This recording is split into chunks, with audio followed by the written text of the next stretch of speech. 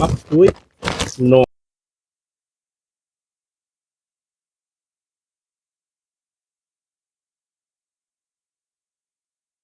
bắp kính vàng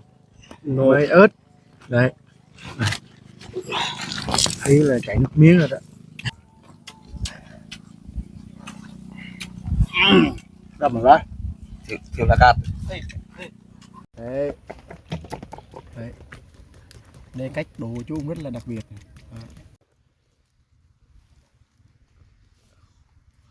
giới thiệu thôi nó nhìn nó ghét nhìn này là bông lập bắt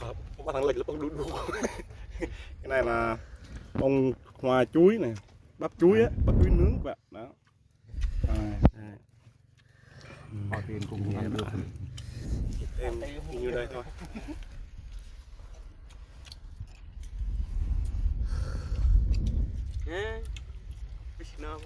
ăn trong miệng luôn mà rất là ngon rồi cho cái này nước mình quay có hồ bậc hàng có hồ